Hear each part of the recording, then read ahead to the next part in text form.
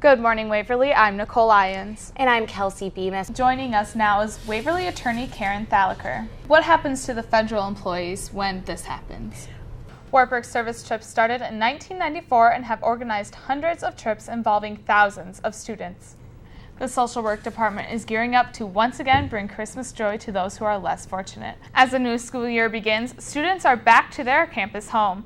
WTV's Elizabeth Jewett reports on this year's activities and why Wartburg's unique holiday arrived so late.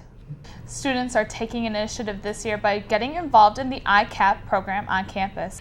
Good morning, Waverly reporter Nichole Lyons is with this incredible 10-year-old now. Nichole? Thanks, Jackie. I'm here with Isaac Britt and Dr. Reuter from Waverly, who competed in the Bill Riley Talent Search competition at the Iowa State Fair this summer. Isaac, when did you begin playing the piano and why? Iowa native Rachel Selmeski has seen multiple doctors and has traveled to 3 different states to find medical treatments for her daughter. Her next step? Moving to Colorado. You'll probably be spasming, but that's our life. Starting at just 6 weeks old, little Maggie had her first seizure. At 9 months, she developed spasms that are damaging to her brain. So even though they're brief, the combination of everything adds up. Maggie is 17 months old, but her brain development is that of a 3-month-old. Her medical condition is not allowing her brain to grow.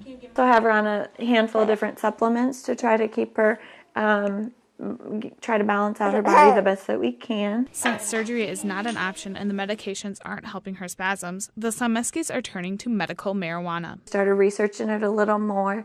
And then really when we saw the CNN documentary, that kind of sealed the deal. Our family was able to watch it also. So we instantly had the support of everyone.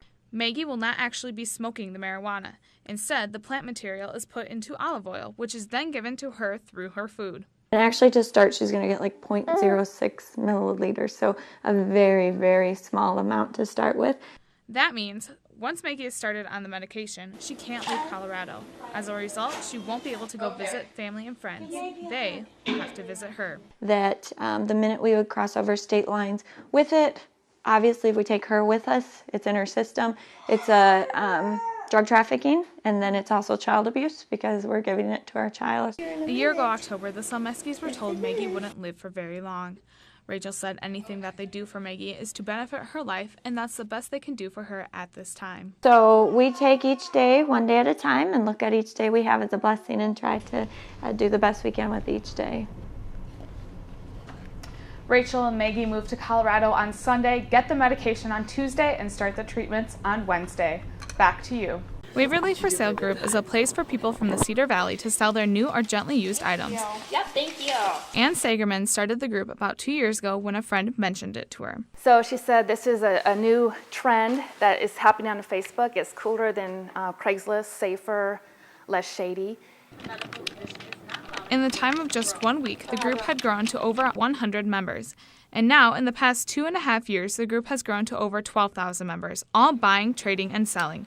With 100 posts happening every hour, the members are looking for a safe place to drop off their items. It just happened that some of the members that were on Waverly for Sale were also our customers, and they asked if they could bring a couple things in because they knew someone was getting off work and they could pick it up when they got off work. So Renewed Purpose acts as a safe drop-off location for people who are buying and selling on the Waverly for Sale group. Morgan LaRue utilizes it as a place to sell her revived furniture. I refinish furniture. I take old pieces from garage sales, curbs, or wherever I can find them, and I repaint them and make them new again. Morgan first heard of the for sale group through friends who were selling clothes on the group. After a while, she decided it would be a good fit for her to sell her furniture. I saw things that she was posting for sale on the Waverly for Sale group, and I just thought she did a great job. Maybe she would want to work with us and take some of that old furniture and give it new life. So that Waverly for Sale is exactly how I met Morgan, and so we've formed a partnership. If there was no for sale group, I wouldn't have a business because that's how I got my name out there. That is how I got to meet customers and meet with people, and just by word of mouth. For more information, visit Waverly for Sale Group on Facebook.